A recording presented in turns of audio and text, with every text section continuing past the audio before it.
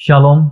आज की सुबह के लिए प्रभु को धन्यवाद हो कि प्रभु ने हमें मौका दिया है कि फिर एक बार उसके नाम की प्रशंसा स्तुति कर सकी।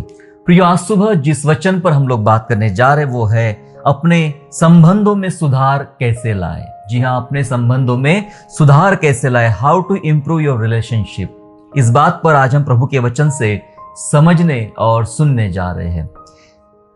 ऐसा सुनने वालों में से ऐसा कोई नहीं होगा जो किसी संबंध में ना जुड़ा होगा, क्योंकि धरती पर जब हम जीते हैं तो हम सबके साथ कुछ रिश्ते, कुछ संबंध जुड़े रहते हैं। कोई किसी के लिए भाई है तो बहन है, पति है किसी के लिए आप माता है, किसी के लिए आप बच्चे हैं, किसी के रिश्तेदार है, किसी के और कुछ है। कुछ ना कुछ संबंध होते हैं। संबंध हमारे रिश्तों में जुड़ा है और कई बार ये संबंध बाहर भी होता है। जब हम अपने सोसाइटी में रहते हैं तो हमारा एक संबंध है कि मैं किसी का एक पड़ोसी हूं, कोई मेरा पड़ोसी है, मेरा पड़ोस का एक रिश्ता है। जब आप अपने ऑफिस में काम करते हैं या अपने कार्यक्षेत्र में आप काम करते हैं तो वहां पर आपका एक रिश्ता जुड़ा होता है। आप किसी के सर्वेंट होते हैं या फिर कर्मचारी होते हैं या किसी के बॉस होते हैं, किसी के मालिक होते हैं या किसी के साथी होते हैं, मित्र हो सकते हैं किसी के।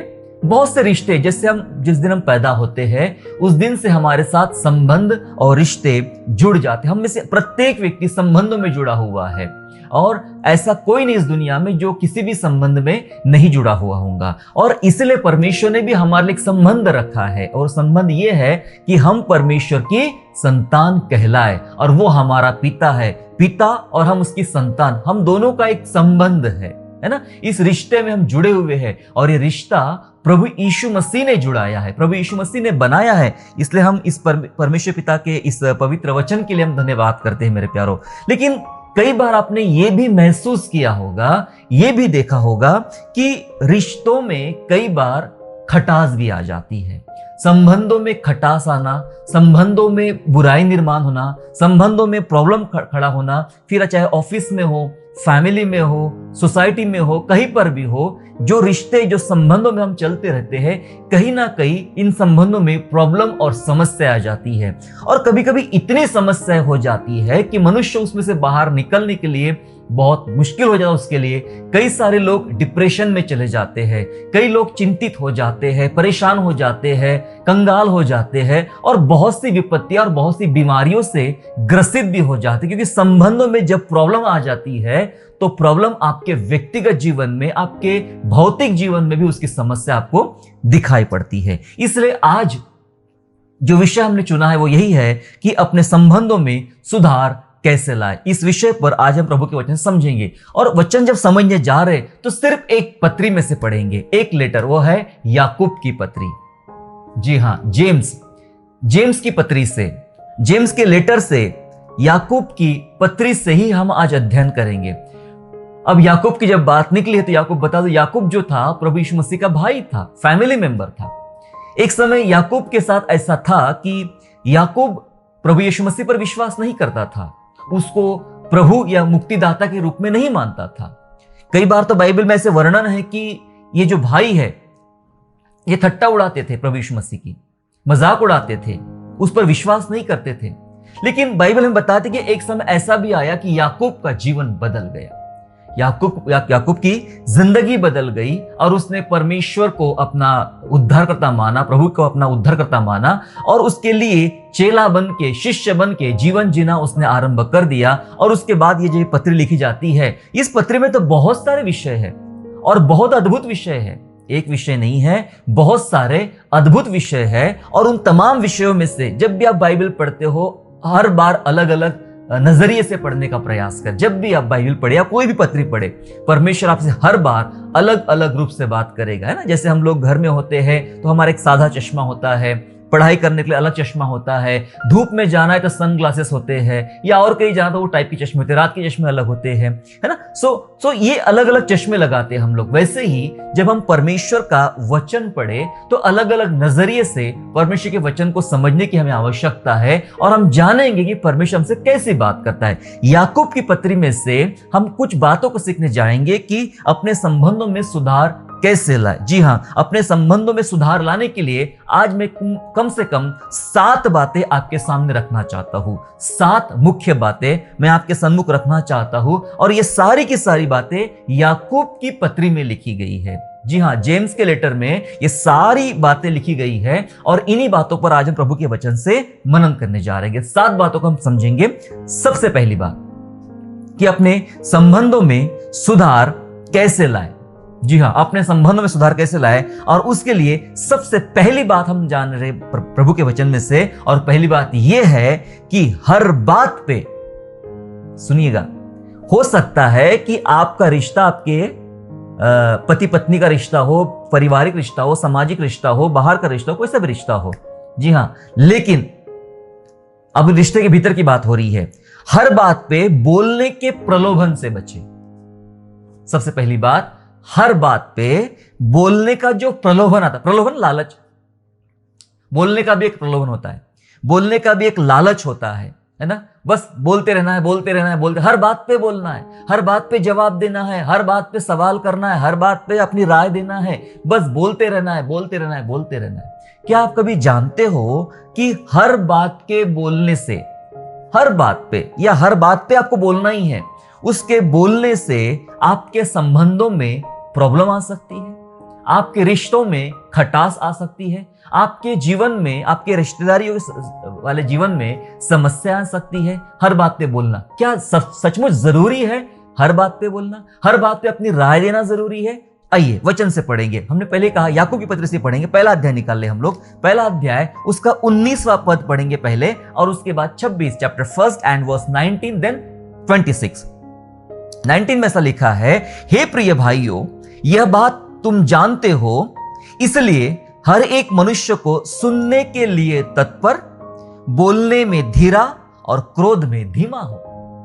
वचन कहता है हर एक मनुष्य को, जी हां, मुझे भी, आपको भी, हम सबको भी क्या करना चाहिए? सुनने के लिए तत्पर, मतलब सुनने के लिए हमने बहुत आतुर होना चाहिए, सुनने के लिए हमारा प्रलोभन होना चाहिए, सुनने के लिए हमारी एक तीव्र इच्छा होना चाहिए, सुनने के लिए तत्पर हो। और आगे लिखा है बोलने में धीमा हो, बोलने में धीमा हो और क्रोध में धीमा हो, क्रोध में धीरा हो। यस, बाइबल हमें बता रही है कि सुनने के लिए तत्पर, मतलब प्रभु ने इसीलिए हमें 2 कान दिए कि हम सुने, ज्यादा सुने, ज्यादा सुने, सुनने के तत्पर, लेकिन बोलने में धीरा, इसलिए एक ही मुंह दिया। अब आप जानते हैं बहुत सारे घरों में, बहुत सारे ऑफिसेस में और बहुत सारे सोसाइटी में जो बात देखने को मिलती है, लोगों के पास एक ही मुंह है। एक ही मुंह होने से इतने प्रॉब्लम है, एक ही मुंह है तो इतनी समस्या है परिवारों में, संस्थाओं में, सोसाइटी में, जॉब में। सोचो अगर 2 मुंह होते तो क्या होता? दुनिया कहां से कहां होती अगर 2 मुंह होते तो। प्रभु ने एक ही मुंह दिया है ना, हमें जो प्रभु ने बनाया बहुत सोच समझ के बनाया। जी हां, एक मुंह दिया ताकि कम बोले, 2 कान दिए ताकि ज्यादा सुने। एक कान से भी काम चल सकता था, जैसे एक मुंह दिया है वैसे एक कान से भी काम चल सकता था, लेकिन प्रभु कहता है सुनने के लिए तत्पर, इसलिए 2 कान दिए, ज्यादा सुनो और धीमा बोलो, धीरे बोलो, मतलब कम बोलो, कम हमें बोलना चाहिए। जी हां, हमें बोलने के प्रलोभन से बचने की जरूरत है मेरे प्यारों। कई लोगों को आदत होती है कि हर बार मुझे बोलना है, हर बात पे मुझे जवाब देना है, हर बात पे करना है। आप जान रहे हैं ये बोलने की वजह से आपके परिवार में, आपके रिश्तों में, आपके ऑफिस में प्रॉब्लम क्रिएट हो रही है, समस्याएं क्रिएट हो रही है। सबसे अच्छी बात मौन रहना, शांत रहना। बाइबल का परमेश्वर ऐसा ही परमेश्वर है, जब वो बोलना चाहता है तो बोलता है, और जब वो शांत रहना चाहता है तो शांत रहता है। वो तो तकरीबन 400 साल शांत रहा, तकरीबन 400 साल शांत रहा, है ना। बाइबल ऐसा बताती है कि नया नियम और पुराने नियम के बीच का जो डिफरेंस है 350 से 400 साल साइलेंट ईयर माने जाते हैं। प्रभु शांत रहा, हाँ, अंदर अंदर अपना काम कर रहा था परमेश्वर, लेकिन शांत रहा। वो शांत रहना भी सिखाता है क्योंकि वो खुद शांत रहता है। जी हाँ, बहुत मुश्किल होती कई बार जब प्रभु शांत हो जाता है और कुछ भी उत्तर नहीं देता, है ना। आप में से बहुत सारे लोगों को इसका अनुभव होगा। जब प्रभु शांत हो जाता है, जब वो किसी बात पर अपना जवाब, अपनी राय नहीं देता है, तो हम मुश्किल में आ जाते हैं। और कहीं ना कहीं उसकी खामोशी में, उसकी शांति में बहुत सारे उत्तर छिपे भी रहते हैं। इसलिए वचन कहता है तुम्हें बोलने में धीरा होना चाहिए, हर बात पे बोलने की जरूरत नहीं है। 26 वचन ऐसा बोलता है, उसी अध्याय का 26 वचन ऐसा बोलता है 26, पर यदि कोई अपने आप को भक्त समझे और अपनी जीभ पर लगाम ना दे पर अपने हृदय को धोखा दे तो उसकी भक्ति व्यर्थ है। जीभ के बारे में तो पूरा एक चैप्टर है इस पत्री में, और यहां एक वचन में लिखा गया है, अपने आप को जो कोई भक्त समझता है, विश्वासी समझता है, अपनी जीभ पर या जबान पर लगाम लगाना जरूरी है। कंट्रोल होना चाहिए जबान पर। बड़े बड़े जानवरों को कंट्रोल कर सकते हैं, जहाजों को कंट्रोल कर सकते हैं, लेकिन मनुष्य फेल होता है अपनी जबान पर कंट्रोल करने के लिए, जबान पर लगाम लगाने के लिए। बाइबल बोलती है अपनी जबान पर लगाम ना दे तो अपने हृदय को धोखा देता है और उसकी भक्ति व्यर्थ हो जाती है। इसलिए बोलना जरूरी नहीं, हर बात पे बोलना जरूरी नहीं है। ये जो प्रलोभन आता है, मैं खामोश नहीं रह सकता है, मुझे बस बोलना है, बताना है, बताना है, बताना है, क्या आपने सोचा इससे आपके रिश्तों में प्रॉब्लम आ सकती है? अय्यूब की पत्नी थी, लगातार बोलती थी। अय्यूब की पत्नी लगातार अय्यूब को बोलती थी और बोलती रहती थी कि भाई देख, तेरे बच्चे मर गए, तेरी प्रॉपर्टी खराब हो गई है, ये हो गया है, वो हो गया, नौकर चाकर चले गए, मर गए हैं, तू खुद भी बीमार पड़ गया है, इतने सारे फोड़े हो गए हैं, अब तू मरने पर है, ऐसा है वैसा है, अरे भाई उठ, अब तो कुड़ कर, अब तो परमेश्वर के खिलाफ बात कर, अब तो ऐसा कर, अब तो वैसा कर। वो बोलते ही रहती थी। उसके बोलने से क्या फायदा हुआ? उसका बोलना व्यर्थ हो गया, किसी फायदे का नहीं। लेकिन अय्यूब का शांत रहना आनंदित हुआ, अय्यूब का शांत रहना आशीषित हुआ। अय्यूब बोलता था, प्रभु ने दिया, प्रभु ने लिया, प्रभु का नाम धन्य है। कुछ भी सवाल नहीं करता था कि ऐसा क्यों हुआ, वैसा क्यों हुआ। लेकिन उसकी पत्नी परेशान हो उठी और वो हर बात पे बोलना चाह रही थी, हर बात पे उसको बोलने के लिए उकसा रही थी। अब तो बोल, अब तो बोल। खुद बहुत बोल रही है और अपने पति को उकसा रही कि तू भी बोल। जी हां, ये आदत अच्छी नहीं है। ये प्रलोभन से बचने की जरूरत है। रिश्तों में प्रॉब्लम, हालांकि बाद में अय्यूब का परिवार वापस बन गया, सब अच्छा हो गया, लेकिन कहीं ना कहीं अय्यूब के मन में बात आई तो जरूर होगी, ये पत्नी मुझे कितना प्रभु के खिलाफ बोलने के लिए मुझे उत्साहित कर रही थी और मैं शांत बना रहा और इसका प्रतिफल मुझे मेरे परमेश्वर ने दिया है। यस मेरे प्यारों, कई बार हमें बोलने की आदत पर एक कंट्रोल करने की जरूरत है, तो आपके संबंधों में सुधार आएगा। नहीं तो संबंधों में जो प्रॉब्लम आती है उसका पहला कारण हमने देखा कि बोलने का जो प्रलोभन। हर बात पे बोलना जरूरी है, ऐसा नहीं कि नहीं बोलना चाहिए, बोलना जरूरी है, लेकिन क्या हर बात पे बोलना जरूरी है? थोड़ा सोचिए।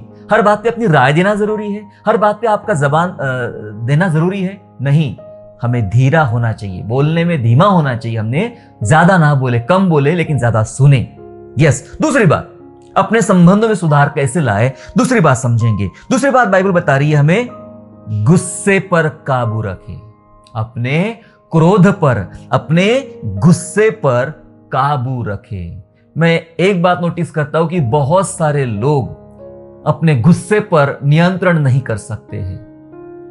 भूख पर नियंत्रण करेंगे, हर बात पे नियंत्रण करेंगे, गुस्से पर नहीं कर सकते। एक बार है ना, वो एक कहावत थी, आजकल छोटे छोटे बच्चे फिल्मों के डायलॉग गाते, आता माजी सटक ली। मतलब एक बार गुस्सा आ गया तो आदमी किसी की भी नहीं सुनेगा फिर, है ना।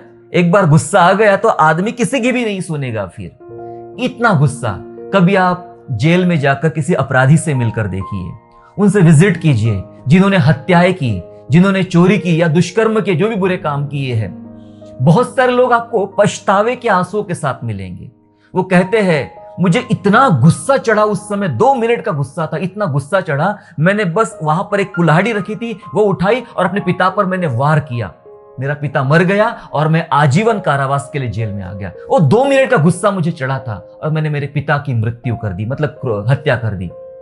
कोई कहेगा, मुझे 2 मिनट का गुस्सा आया, मेरी गाड़ी को उसकी गाड़ी टकराई, थोड़ा सा ही डेंट आया, लेकिन मुझे इतना गुस्सा है कि मेरी गाड़ी को ऐसा किया, मैंने बाहर निकला और रॉड निकाला और उस दूसरे वाले ड्राइवर को मारा, वो जगह पे ही मर गया और उस कारण मैं जेल में आ गया। कई सारे लोग पछतावे करते हुए दिखेंगे, उनके पछतावे का एक ही कारण था, वो 2 मिनट का क्रोध, वे अपने आप को नियंत्रण नहीं कर पाए, कंट्रोल नहीं कर पाए। जी हाँ, कभी कभी ऐसा होता है हमारे साथ में कि हम परिवार में चलते हुए या अपने जिस क्षेत्र में काम करते वहां चलते हुए, हम कई बार अपने गुस्से पर काबू नहीं रखते हैं, अपने गुस्से पर, अपने क्रोध पर काबू नहीं रखते हैं, और जिस कारण जो संबंध हमारा होता है, जो रिश्ता हमारा होता है, वो टूट जाता है या खराब हो जाता है या बिखर जाता है। वचन क्या बोलता है? पहला अध्याय, याकूब का पहला अध्याय और वचन 20 ऐसा बोलता है, क्योंकि मनुष्य का क्रोध परमेश्वर के धर्म का निर्वाह नहीं कर सकता। किसका क्रोध? मनुष्य का क्रोध। मनुष्य को अगर क्रोध आ जाए तो परमेश्वर के धर्म का निर्वाह, मतलब परमेश्वर की धार्मिकता को आगे बढ़ाकर वो नहीं ले जा सकता, परमेश्वर के सिद्धांतों पे आगे वो नहीं जा सकता, प्रभु के सिद्धांत पर मैं बना हूं ऐसा कह नहीं सकता। क्यों? क्योंकि मनुष्य का क्रोध। और ऊपरी वचन में पढ़ा था 19 वचन में हमने कि क्रोध में धीमा हो। यस, क्रोध में धीमा हो और परमेश्वर के धर्म का, परमेश्वर के सेवाकाई का आप कभी भी निर्वाह नहीं कर सकते। मेरे प्यारो, आप जानते हैं क्रोध रिश्ते को तोड़ देता है। क्रोध रिश्ते को तोड़ देता है। कई ऐसे परिवार, कई ऐसे लोग हमको देखने को मिलते हैं जिनका रिश्ता सिर्फ गुस्से की वजह से टूटा है। क्रोध के कारण उनका रिश्ता टूटा है। अच्छा संबंध, अच्छा जीवन चल रहा था, लेकिन कुछ बातों को लेकर ऐसा क्रोध है। कई बार ये क्रोध पति और पत्नी के बीच में होता है, कई बार ये क्रोध माता पिता और बच्चों के बीच में होता है, कई बार ये क्रोध अधिकारी और सर्वेंट्स के बीच में होता है। जी हाँ, ये क्रोध कई बार रिश्तों को तोड़ देता है। आज तो बात तोड़ने की नहीं, हम रिश्तों को सुधारने की बात कर रहे हैं। और सिर्फ याकूब की पत्री से एकदम प्रैक्टिकल लाइफस्टाइल सिखाया याकूब की पत्री में, कैसा होना चाहिए विश्वासियों ने, कैसा जीना चाहिए। जी हाँ, सो अपने गुस्से पर काबू रखे। गुस्सा रिश्ते को तोड़ देता है और हमें एक सीखना चाहिए क्रोध को जल्दी ठंडा करना। ऐसा नहीं कि क्रोध किसको नहीं आता। जी हाँ, मुझे भी क्रोध आता है, हम सबको क्रोध आता है, हम सबको क्रोध आता है। लेकिन क्रोध आता ठीक है, लेकिन क्रोध को जल्दी से ठंडा करना भी हमने सीखना चाहिए। बाइबल बहुत ही प्रैक्टिकल है। बाइबल ऐसी कोई बात नहीं बताती जो प्रैक्टिकल ना हो, है ना। जब आप इफिसियों 4 अध्याय और 26 वचन पढ़ते तो वहां लिखा है, क्रोध तो करो पर पाप मत करो, क्योंकि क्रोध के साथ पाप छिपा रहेगा। क्रोध तो करो पर पाप मत करो, लेकिन जैसे सूर्यास्त हो जाता है, शाम हो जाती है, आपका क्रोध भी शांत हो जाना चाहिए, आपका क्रोध भी निकल जाना चाहिए। सुबह का क्रोध शाम तक ठंडा हो जाना चाहिए, निकल जाना चाहिए। मेरे प्यारो, जो लोग क्रोध को बनाए रखते, कई ऐसे लोग होते हैं, वो कहते हैं मेरा उस व्यक्ति के साथ में 36 साल हो गया है, 40 साल हो गया है, 50 साल हो गया है, मेरा उसका बहुत कठोर रिश्ता है, मैं उसका मुंह नहीं देखना चाहता हूं, मैं उसके दरवाजे पर नहीं जाना चाहता हूं, मैं मरूंगा लेकिन उसको हाथ नहीं लगाना। इतना क्रोध, सदियां बीत गई है, कई दशक बीत गए हैं, लेकिन लोगों का क्रोध शांत होने का नाम नहीं ले रहा है। परिवार और दूसरे परिवार के बीच जो मसला होता है, जो लड़ाइयां होती है, ये लड़ाई पीढ़ी दर पीढ़ी चलती है। इसके कई इतिहास में इसके उदाहरण है।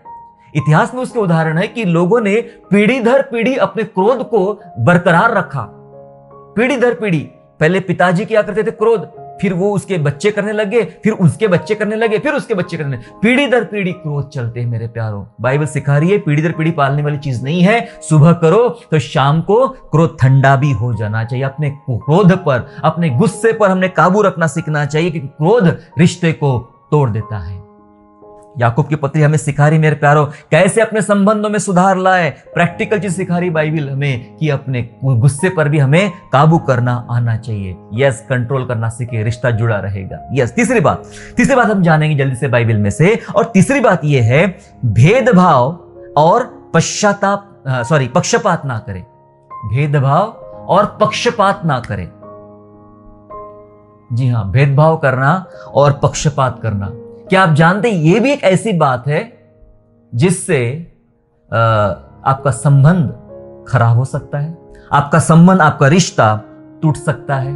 भेदभाव क्या होता है? ऊंच नीच का भेदभाव परिवार के अंदर भी रहता है। जितने ज्यादा बच्चे होते हैं उतने ज्यादा कई बार माता पिता के लिए मुश्किल हो जाती है, भेदभाव शुरू हो जाता है। ये पहला नंबर वाला जो है ये बहुत होशियार है, दूसरे नंबर वाला एकदम गधा है, तीसरे नंबर वाला जो है बहुत चालाक है, चौथे नंबर वाला बहुत ही चतुर है, धूर्त है ना। तो भेदभाव शुरू हो जाता है, भेदभाव करना शुरू हो जाते हैं। यस, कई बार लोग अलग अलग मित्रों में, अलग अलग स्टाफ में, अलग अलग परिवार के रिश्तों में भेदभाव या पक्षपात करना शुरू कर देते हैं। लेकिन क्या आप जानते हैं ऐसा करना भी संबंधों को खराब कर देता है। सीख रहे हम लोग कि अपने संबंधों में सुधार कैसे लाए। याकूब 2 अध्याय 1 पद पढ़ेंगे, उसके बाद 9 पद पढ़ेंगे। पहला पद ऐसा बोलता है, हे मेरे भाइयों, हमारे महिमा युक्त प्रभु यीशु मसीह का विश्वास तुम में पक्षपात के साथ ना हो। मतलब यीशु मसीह के साथ जब तुम चल रहे हो, जो उस पर विश्वास कर रहे हो, तो ऐसा विश्वास तुम्हारे अंदर में पक्षपात वाला ना हो। पक्षपात वाला विश्वास के साथ फिर आगे एक उदाहरण समझा है। एक मैले कुचड़े पहने वस्त्र पहने वाला आदमी कोई सभा में आता है और एक अच्छे कपड़े पहने वाला सोना चांदी पहना हुआ व्यक्ति सभा में आता है, तो आप जो अच्छे कपड़े पहने हैं, सुंदर कपड़े पहने हैं, सोना चांदी पहना, उसको सामने वाली सीट देते हो, और जो मैले कुचड़े कपड़े पहनकर आया है उसको पीछे खड़ा होने के लिए कहते हो। तो बाइबल बोलती है, चौथा पद में ऐसा लिखा है, तो क्या तुमने आपस में भेदभाव न किया? क्या तुमने आपस में भेदभाव ना किया और कुविचार से न्याय करने वाले ना ठहरे? जी हां, भेदभाव, पक्षपात, ये ऐसी चीज है जो आपके रिश्तों को, आपके संबंध को खराब कर देती है। और 9वां पद ऐसा बोलता है, उसी अध्याय का 9वां पद बोलता है, पर यदि तुम पक्षपात करते हो तो पाप करते हो। यस, यदि तुम पक्षपात करते हो तो पाप करते हो और व्यवस्था तुम्हें अपराधी ठहराती है। यदि तुम पक्षपात करते हो, भेदभाव करते हो, जो लोग दो व्यक्तियों के बीच में, दो रिश्तों के बीच में, दो बातों के बीच में पक्षपात या भेदभाव करना आरंभ कर देता है, मैं बताना चाहता हूं आपको, उनका रिश्ता ज्यादा टाइम ठीक नहीं रहता है। उनके रिश्ते में प्रॉब्लम आना शुरू हो जाते हैं। रिबेका ने किया था ऐसा, आप जानते हैं रिबेका? जी हां, रिबेका की 2 संतान हुई थी, एसाव और याकूब। जी हां, एसाव और याकूब। एसाव और याकूब जब आए तो रिबेका सोचती है कि पक्षपात किया जाए, ये छोटा वाला ज्यादा अच्छा है, बड़ा वाला अच्छा नहीं है, आशीर्वाद, पिता का आशीर्वाद इसको मिलना चाहिए, उसको नहीं मिलना चाहिए, है ना? फिर ये ज्यादा ठीक रहेगा, ये ज्यादा अच्छा नहीं रहेगा, इसको मैं मामा के घर भेज देती हूं, इसको यही रख देती हूं, इसे क्रोध से बचाए। भेदभाव, हालांकि बातें अलग थी, उसके पीछे दूसरे कारण भी थे, उसको बाइबल को हमें गौरपूर्वक समझना पड़ेगा। लेकिन एक जब पारिवारिक बात हम कर रहे हैं कि एक मां 2 बच्चों के बीच जब वो पक्षपात कर रही है, भेदभाव कर रही है, उसका परिणाम क्या निकला? उसका परिणाम ये निकला, उसके खुद की लाइफ में प्रॉब्लम आई, रेबेका के जीवन में प्रॉब्लम आई। क्योंकि ये जो प्रॉब्लम हुआ था, उसके बाद जब उसका बेटा दूर चला गया, मामा के घर चला गया, ससुर के घर चला गया अपने, उसके बाद वो कभी अपने बेटे को देख नहीं पाई, है ना? याकूब का जीवन भी दुख भरा बीता। ऐसा खुद याकूब ने कहा बाइबल में कि अपना जीवन मैंने दुख में बिताया हूं, संकट में बिताया, मेरे जीवन में सुख नाम की चीज ने मैं दुख में बिताया हूं। भेदभाव जो वहां किया गया था, डर लगा रहता है, अपने भाई से लौटकर मिलने आता है, डर लगा रहता है, एसाव से मिलने का डर लगा रहता है। ये जो भेदभाव और पक्षपात हुआ, उससे परिवार में प्रॉब्लम हो गया। मेरे प्यारों, भेदभाव संबंधों में ज्यादा कड़वाहट पैदा कर देता है। या एसाव के अंदर में अपने भाई के प्रति कड़वाहट पैदा हो गई थी। जी हां, भेदभाव संबंधों में कड़वाहट पैदा कर देता है। क्या आपके संबंधों में, क्या आपके परिवार में, क्या आपके समुदाय में, क्या आपके ऑफिस में भेदभाव और पक्षपात की वजह से कड़वाहट पैदा हो रही है? संबंधों में, रिश्तों में कड़वाहट पैदा हो रही है। 4 मेंबर एक ही घर में रहती है, लेकिन जब जहां पर भेदभाव और कड़वाहट आ जाती है, तो वहां पे भेदभाव आ जाता है, पक्षपात आ जाता है, तो 4 लोग एक साथ बैठे जरूर है, लेकिन एक दूसरे के प्रति कड़वाहट भरी रहती है, कड़वाहट भरी है, क्योंकि वो भेदभाव। कई बच्चे, मेरे मम्मी पापा इससे प्यार करते हैं, मुझसे प्यार नहीं करते हैं, कड़वाहट, कड़वाहट, कड़वाहट, कड़वाहट। एक कड़वाहट ऐसी बढ़ गई कि कैन ने हाबिल को मार डाला। कड़वाहट, मेरे प्यारों, कड़वाहट को बढ़ने ना दे। बाइबल कहती है तुम्हारे बीच में कोई कड़वी जड़ ना फूटे। एक बार एक कड़वाहट पैदा हो गई तो आपका संबंध जो था वो हमेशा के लिए खत्म हो जाएगा। 3 बातें हमने अब तक सीखे हैं, 4थी बात हम लोग समझने जा रहे हैं। 3 बातें हमने सीखा कि पहली बात, हर बात पे बोलने के प्रलोभन से बचे, अगर हमें हमारे संबंधों में सुधार लाना है तो। दूसरी बात सीखे कि अपने गुस्से पर, क्रोध पर काबू रखना सीखे। तीसरी बात हम बाइबल सीख रहे हैं कि भेदभाव और पक्षपात ना करें। अब हम 4थी बात सीखने जा रहे हैं कि प्रभु का वचन हमें क्या बताता है। जी हां, 4थी बात ऐसी है कि ज्यादा उपदेशक ना बने। याकूब की पत्री बहुत ही सुंदर, बहुत प्रैक्टिकल। बाइबल बोलती है, याकूब की पत्री कहती है, ज्यादा उपदेशक ना बने। उपदेशक किसे कहते हैं पता है आपको? कि ज्यादा सलाह देना, ज्यादा उपदेश देना। तुमने ऐसा नहीं, तुमने ऐसा करना चाहिए, तुम ऐसा नहीं, तुमने ऐसा होना चाहिए। उपदेश, बाबा ऐसा करने से ऐसा होता है, वैसा करने से वैसा होता है। तुमने उपदेश, उपदेश, उपदेश, उपदेश। आजकल बहुत सारे उपदेशक बढ़ गए। बहुत सारे लोग हर बात पे उपदेश देना सीख गए, हर बात पे जबान मतलब बात करना, बातचीत लगाना, उपदेश देना, ये करना, वो करना, ऐसा करना। बाइबल ये बता रही है बहुत दोषी ठहराए जाएंगे। पढ़े पढ़े मेरे साथ में तीसरा अध्याय निकाले याकूब का, तीसरा अध्याय और वचन पहला और वचन दूसरा, जहां लिखा है, हे मेरे भाइयों तुम में से बहुत उपदेशक ना बने, हे मेरे भाइयों तुम में से बहुत उपदेशक ना बने, क्योंकि जानते हो कि हम उपदेशक और भी दोषी ठहरेंगे। जी हाँ, जो ज्यादा उपदेश देता है वो ज्यादा दोषी ठहरेगा। आगे लिखा है, इसलिए कि हम सब बहुत बार चूक जाते हैं। बहुत ही प्रैक्टिकल बात है, हम चूक जाते हैं। हम जिसको सलाह दे रहे हैं हम कई बार उसी में चूक जाते हैं। हम बहुत बार चूक जाते हैं। जो कोई वचन में नहीं चूकता वही तो सिद्ध मनुष्य है और सारी देह पर लगाम भी लगा सकता है। जी हाँ, हम चूक जाते हैं, इसलिए ज्यादा हमने उपदेशक होने की जरूरत नहीं है और हमारे अंदर बहुत सी कमियां रह जाती है। चुकिया क्या कमियां हो जाती है मेरे प्यारों। उपदेशक जो ज्यादा उपदेश देगा वो ज्यादा दोषी ठहरेगा। एक बात को याद रखिएगा, जहां जरूरत नहीं है वहां कोई उपदेश देने की जरूरत नहीं है। प्रभु यीशु मसीह ने हर जगह जहां जाके उपदेश नहीं बताए। जहां जरूरत थी, जहां लोग सुनने को तत्पर थे, जहां सुनाना जरूरी था, वहां यीशु मसीह ने अपनी बात रखी, पर ज्यादा उपदेशक नहीं बने।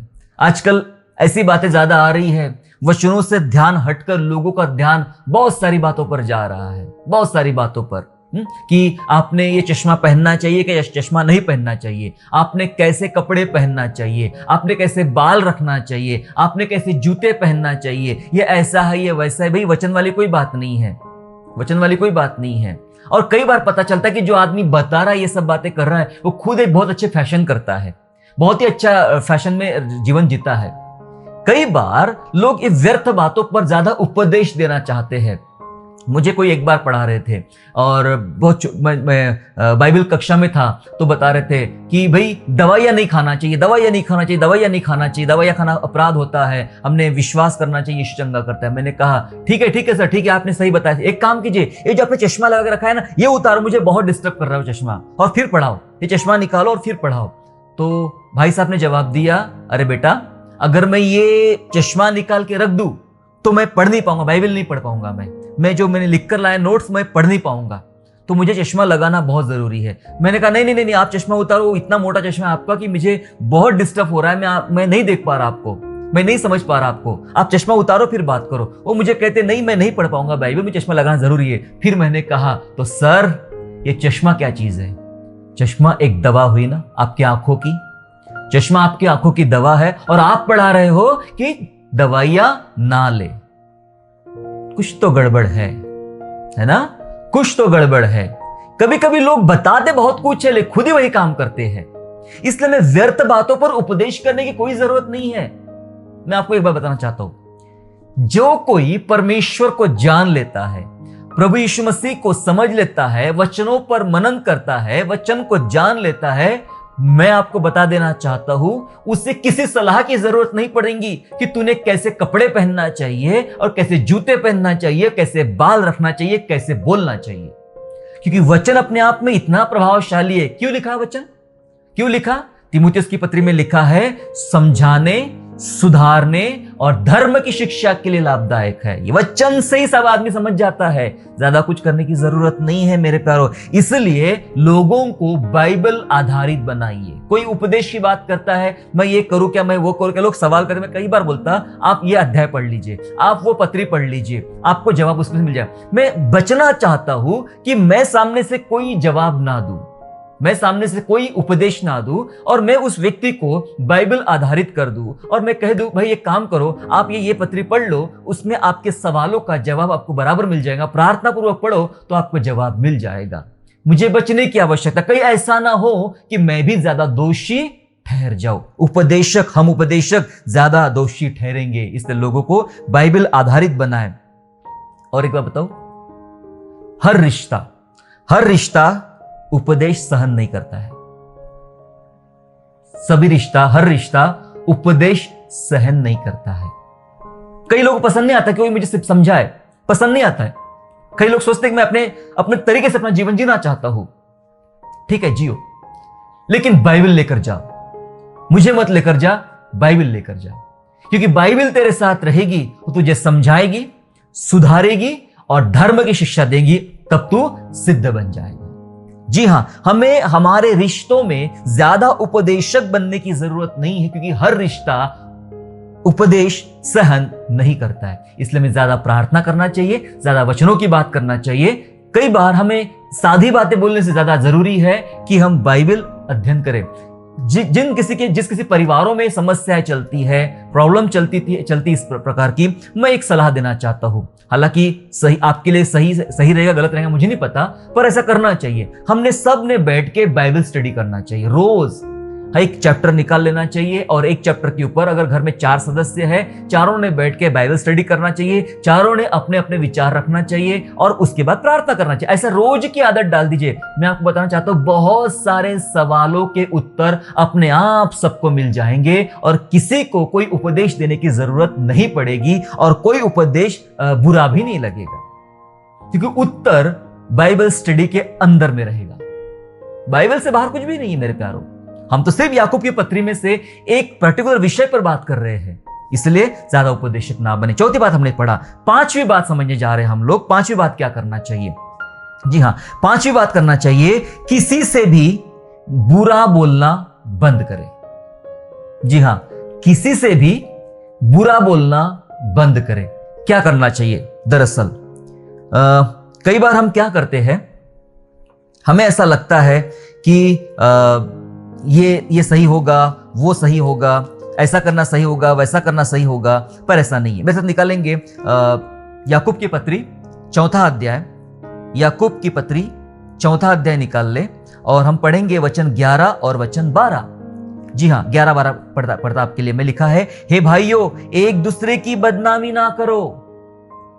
शिक्षा है हमारे लिए, हे भाइयों, एक दूसरे की बदनामी ना करो। जो अपने भाई की बदनामी करता है या भाई पर दोष लगाता है, वह व्यवस्था की बदनामी करता है और व्यवस्था पर दोष लगाता है। यदि तू व्यवस्था पर दोष लगाता है, तो तू व्यवस्था पर चलने वाला नहीं, पर उस पर हाकिम ठहरा।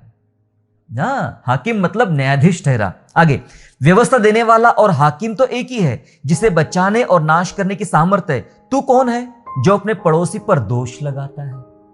जी हां, बुरा बोलना बंद करे, मतलब बदनामी करना बंद करे, व्यर्थ बातें करना बंद करे।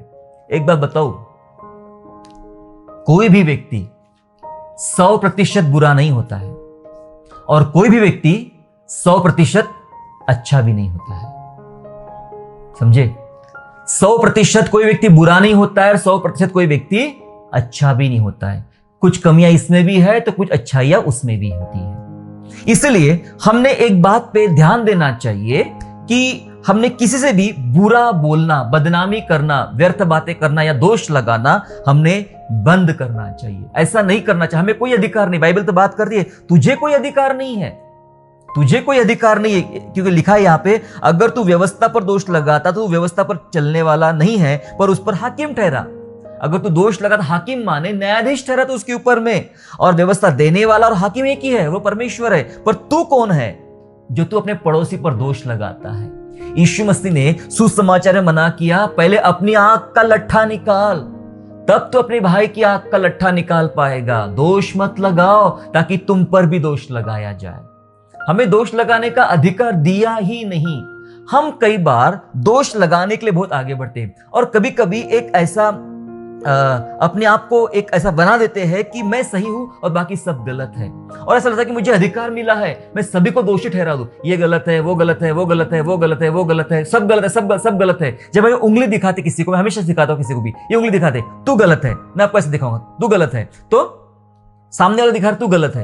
एक उंगली दिखा रहे कि प्रभु तू भी गलत है, ऊपर दिखा रहे, और 3 उंगली खुद को दिखा रहे। यस, जब तुम सामने वाले को गलत दिखाते हो, परमेश्वर को कई बात लोग गलत साबित कर देते हैं, तो याद रखना, आप 3 सामने वाला तो एक बात में दोषी है, आप तो 3 बात में दोषी है।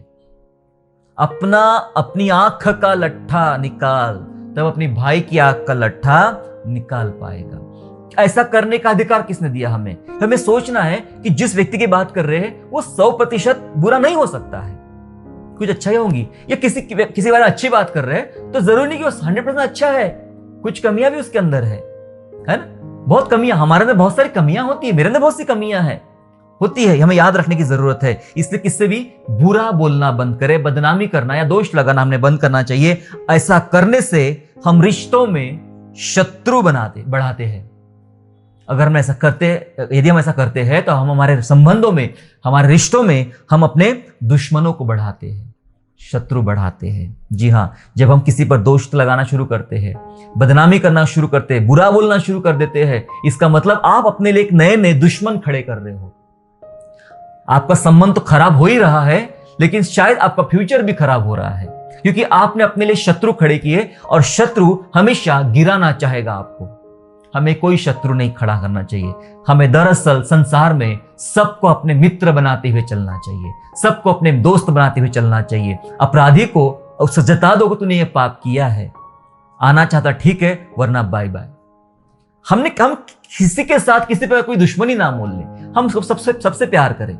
बाइबल ने हमें प्यार करना सिखाया है, क्षमा करना सिखाया है, इसलिए बुरा बोलना बंद करें। 5वीं बात देखा हमने। और छठी बात सीख रहे हैं, 6वीं बात, कि अपनी खुद की खामियों को समझे। छठी बात क्या करना चाहिए हमने? अपनी खुद की खामियां जो होती है हमारे अंदर, वो उन बातों को समझना जरूरी है।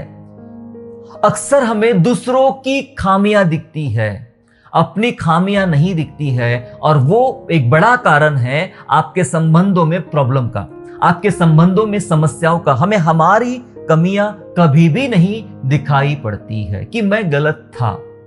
हम हर समय सही बनना चाहते हैं। थोड़े समय पहले ही मैं मेरी पत्नी से बात कर रहा था, और किसी बच्चे को लेकर बात निकली कि वो बच्चे ऐसा करते हैं, वैसा करते हैं, फिर उस पर तुमने डांटते हो। तो मैंने कहा तुम भी तो बच्चे थे, तुम भी ऐसे ही करते थे। मैंने कहा हाँ, मैं भी ऐसा करता था, लेकिन बड़े तो डांटा करते थे हमें, तो हम बड़ों की भूमिका निभा रहे। ऐसा लगता है कि जो हमारे साथ हुआ हम पूरा वसूल करें, कि हम भी वैसा व्यवहार करें। बचपन में लोग मुझे डांटते थे, अब मुझे ऐसा लगता है कि मैं बड़ा हो गया हूं, मैं बच्चों को डांटूं। हम बदला लेना चाहते हैं, है ना। हमें हमारी कमियां दिखाई नहीं पड़ती है, हम हर जगह सही बनना चाहते। जब हम छोटे होते हैं तब भी हम सही है, हम बच्चे, हम यहां नहीं खेलेंगे तो कहां खेलेंगे। और जब बड़े बन जाते हैं हम सोचते हैं ये कोई खेलने का समय है तुम्हारा, खेलने का वक्त है तुम्हारा, अभी लोग आराम कर रहे हो, तुम यहाँ पे हंगामा कर रहे हो। तो हम हर उम्र में सही बनना चाहते हैं, हर रिश्ते में, हर नाते में, हर संबंध में सही बनना चाहते हैं हम, मेरे प्यारों। जी हाँ, हमें हमारी कमियां दिखाई नहीं पड़ती है, हमारी खामियां नहीं दिखाई पड़ती। 5वां अध्याय, याकूब का 5वां अध्याय और उसका 9वां वचन ऐसा बोलता है, चैप्टर 5 एंड वर्स 9 ऐसा कहता है, हे भाइयों, एक दूसरे पर दोष ना लगाओ कि तुम भी दोषी ठहरो, देखो हाकिम द्वार पर खड़ा है। अपनी कमियां देखो, अपनी खामियां देखो, दूसरे पर दोष मत लगाओ। देखो हाकिम, न्यायाधीश दरवाजे पर खड़ा है, मतलब तुम्हारा न्याय किया जाएगा। जी हां, अपने नजर में अच्छा बनना, अपने नजर में अच्छा बनना, ये रवैया आपको अपनों से दूर कर देगा। नहीं पता आज कितने लोगों को ये बात समझ में आ रही है। मैं बता रहा आपको, अपनी नजर में अच्छा बनना, ये रवैया आपको आपके अपनों से दूर कर देगा। अपनी नजर में अच्छा बनने की हमें कोई जरूरत नहीं। बाइबल बोलती कोई तेरी तारीफ करे तो करे, लेकिन तू खुद अपनी तारीफ मत करना। हमें हमेशा याद रखना है, प्रभु मैं तो अपराधी व्यक्ति हूं, पापी व्यक्ति हूं, मुझे हमेशा तेरे चरणों के पास रहने की आवश्यकता है। मैं सही हूं, बाकी सब गलत है। ऐसा करोगे तो आपके अपने आप से बहुत दूर चले जाएंगे। बाइबल बता रही है अपनी खामियों को समझे। दूसरों पर अगर आप दोष लगाते हो तो याद रखें न्यायाधीश दरवाजे पर खड़ा है, मतलब पहले तुम्हारा न्याय किया जाएगा, उन दरवाजे पर है, आप नहीं बचेंगे उस न्याय से। हम किसी को अगर चोर बोल रहे हैं तो न्यायाधीश दरवाजे पर ही खड़ा है, वो पहले हमारा न्याय करेगा, वो हमारा न्याय करेगा, हम नहीं बचेंगे। अगर हमने आज आपको उसकी चोरी दिखाई पड़ी और आपने 10 साल पहले चोरी की थी, आपने छुपा दिया, न्यायाधीश को तो वो भी पता है, न्यायाधीश पहले वो 10 साल पुरानी बात करेगा, फिर तब जाके आज की बात करेगा। जी हां, इसलिए अपनी खामियों को समझे। ऐसा करोगे तो आपके अपने आप से दूर भी नहीं होगे और आपका संबंधों में सुधार बना रहेगा। और जब आप अपने आप को खोजते हो कि मेरे अंदर कमियां है, इसका मतलब आप अपने आप को अंदरूनी शुद्धिकरण कर रहे हो।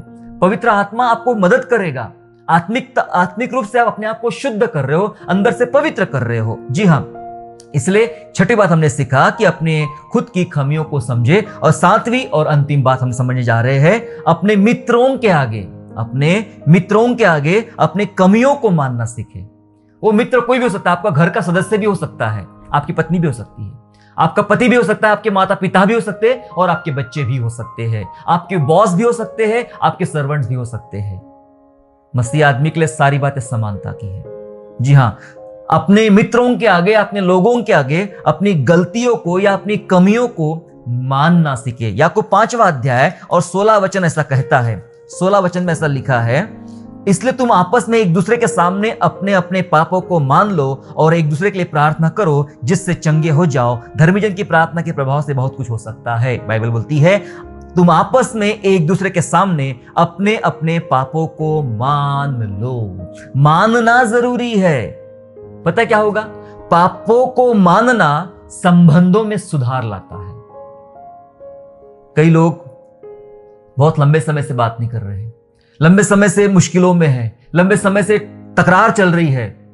आ जाइए एक दूसरे के सामने, आ जाइए और मान लीजिए मैं पापी हूं, मैंने ये अपराध किया, मैंने वो गलती किया, मैंने वो गुनाह किया है। मान लीजिए, छोड़ दीजिए। मैं बता देना चाहता आपको मेरे प्यारों, अपनी गलतियों को मान लोगे आप तो बरसों का रिश्ता, बरसों का टूटा हुआ रिश्ता पल भर में जुड़ जाएगा, क्योंकि पापों को मानने से संबंधों में सुधार आ जाता है। पुरानी बातें बीत जाती है। नहीं, प्रभु के साथ हमारा रिश्ता कैसा है? हम जब प्रभु के पास आते हैं और अपने पापों को मान लेते हैं तो क्या करता है? वो सब बातें पुरानी भूल जाता है, एक नया रिश्ता हमारे साथ जोड़ देता है। इसलिए मानना सीखे। जिसके साथ आपके अपराध है, गलतियां है, प्रॉब्लम चल रही है, उसके साथ मानना सीखे। अगर रिश्तों को सुधारना है तो मानना सीखे। मान लीजिए आपका संबंध सुधर जाएगा। उड़ाऊ पुत्र का उदाहरण सब जानते हैं कि जब उड़ाऊ पुत्र को पश्चाताप हुआ, अपनी गलती का एहसास हुआ और वो लौटकर अपने पिता के पास आया, तो उसने क्या काम किया? उसने अपने गलतियों को, अपने पापों को अपने पिता के सन्मुख मान लिया। मान लेते बराबर पिता ने तलवार लेके या बंदूक निकाल के गोली से नहीं उड़ाया, पिता ने उसे गले लगाया। बेटा और बाप का संबंध सुधर गया और कितने दिन का टूटा हुआ रिश्ता वापस जुड़ गया। संबंध सुधर जाता मेरे प्यारो जब आप मान लेते हो। बहुत प्रैक्टिकल चीजें, बहुत विषय है याकूब की पत्री में। एक विषय पे बात किया मैंने, उसमें से वो विषय था अपने संबंधों में सुधार कैसे लाए, how to improve your relationship. 7 बातें सीखे, 7 बातें दोबारा याद कर लीजिए और प्रैक्टिकल लाइफ में ये करना सीखे। मैं बताना चाहता, आप किसी भी रिश्ते में जुड़े हो, किसी भी मतलब किसी अनैतिक रिश्ते की बात नहीं कर रहा हूं मैं। रिश्ता मतलब आपके नैतिक रिश्ता, माँ बाप, भाई बहन, बेटा बहू, चाचा भतीजा, ये जो भी रिश्ता है, मालिक नौकर, ये रिश्ता है। इस रिश्ते के बीच में जो संबंधों में खटास या प्रॉब्लम या समस्या आती है, ये 7 बातें उस रिश्तों में करके देखने का प्रयास कीजिए। ये 7 बातों को प्रैक्टिकल रूप से निभाने का प्रयास कीजिए। मैं आपको बताना चाहता हूं, परमेश्वर का वचन हमें ऐसा सिखाता है। जी हां, आपकी रिलेशनशिप में बहुत अच्छा सुधार आएगा। हमने 7 बातें क्या सीखे? हमने सीखा हर बात में बोलने के प्रलोभन से बचे। हमने सीखा गुस्से पर काबू रखना सीखे। फिर हमने सीखा भेदभाव और पक्षपात ना करे। फिर सीखा ज्यादा उपदेशक ना बने। और 5वीं बात सीखा किसी से भी बुरा बोलना बंद करे। 6ठी बात सीखा हमने अपनी खुद की खामियों को समझे। और 7वीं बात सीखा अपने मित्रों के आगे अपनी कमियों को मान ले। अगर ऐसा कर लिया तो आप पल भर में पाओगे आपके रिश्तों में वो आनंद आना शुरू हो जाएगा जो परमेश्वर आपके रिश्तों में डालना चाहता है। यदि आपका रिश्ता ऐसा ही टूटा चल रहा है, खटास चल रही है, कड़वाहट चल रही है, प्रॉब्लम चल रहा है, बिखराव चल रहा है, आप प्लानिंग कर रहे हो आपके पत्नी से तलाक लेने के लिए, आप योजना बना रहे अपने पति से डाइवोर्स लेने के लिए, बच्चों को अलग करने के लिए, बच्चे योजना बना रहे अपने माँ बाप को छोड़ने के लिए, छोड़ के मैं भाग जाना चाहता हूं, या आप अपने बॉस को छोड़ना चाह रहे, बॉस योजना बना रहा अपने कर्मचारियों को निकालने की, जो कुछ चल रहा समाज में, सोसाइटी में, सुन लीजिएगा। अगर आप सोचते हो कि मेरे संबंधों में सुधार आना चाहिए, इस वचनों को बार बार खोलकर पढ़ना शुरू करें। परमेश्वर आपसे बात करेगा और आपके टूटे रिश्तों में सुधार लाएगा। आइए मेरे साथ प्रार्थना करें। पिता, यीशु मसीह के नाम से आपका धन्यवाद करते प्रभु जी, ये रिश्ता आपने जुड़ाया है पिता परमेश्वर। ये बहुत ही अनोखा रिश्ता है प्रभु जी। आपका और हमारा भी रिश्ता ऐसा है प्रभु। आप हमारे स्वर्गीय पिता है और हम आपकी संतान है पिता परमेश्वर। धन्यवाद कि प्रभु आपने अपनी संतान हमें बनाया है। प्रभु आपकी संतान होने के नाते हम इस पृथ्वी पर रहते और पृथ्वी पर बहुत सारे रिश्तों के साथ हम जुड़े हैं प्रभु, लेकिन उन रिश्तों में कई बार प्रॉब्लम, खटास, कमियां, मुश्किल रहती पिता परमेश्वर, और उन बातों को समझने के लिए पिता बहुत मुश्किलें जाती है। हम कई बार गलतियां करते हैं, हम कई बार अपराध करते हैं, हमें ये समझ भी नहीं आता कि हम क्या गलत कर रहे हैं या हमारे संग क्या गलत हो रहा है, और इसी वजह से प्रभु जी हमारे कई सारे रिश्ते टूट जाते हैं, बिखर जाते हैं और उनके बीच कड़वाहट आ जाती है। प्यारे पिता परमेश्वर, आपसे विनती करते जो 7 बातें याकूब की पत्री से हमने सीखा पिता परमेश्वर, इन 7 बातों को हमें अप्लाई करने के लिए, लागू करने के लिए आप मदद कीजिए पिता परमेश्वर। और विनती करते जहां हमारे रिश्ते टूटे हैं, जहां हमारे संबंध बिखरे चुके हैं पिता परमेश्वर, पिता आपसे विनती करते सबको जोड़ना आरंभ कर दीजिए ईश्वर राजा, ताकि सब मिलके एक मन होकर, एक देह होकर, एक विश्वास में होकर अपने परमेश्वर पिता को महिमा देने वाले बने। मैं दुआ करता पिता उन लोगों के लिए जिनको आज ये बात समझ में आई पिता परमेश्वर, जो टूट चुके हैं, टूटे हुए हैं, मुश्किलों से गुजर रहे हैं और अब कुछ चाहते कि मैंने ऐसा कुछ करना चाहिए, जो ऐसा निर्णय ले रहे पिता परमेश्वर, आप उनकी विशेष सहायता कीजिए, उनको ये निर्णय लेने के लिए विशेष हिम्मत दीजिए, ताकत दीजिए, ताकि इस निर्णय लेकर पिता अपने संबंधों में एक बड़ी आशीष और बड़ा आनंद वे देखने वाले बने। हम धन्यवाद करते यीशु, स्तुति करते आप ऐसा काम प्रत्येक के जीवनों में करने जा रहे हो। धन्यवाद करते हैं, आने वाले समय में बड़ी गवाहियों को सुनेंगे और आपकी महिमा करेंगे। धन्यवाद करते हैं प्रभु यीशु मसीह के नाम से ये प्रार्थना मांग के सुनिए और दया से कबूल कीजिए। आमीन।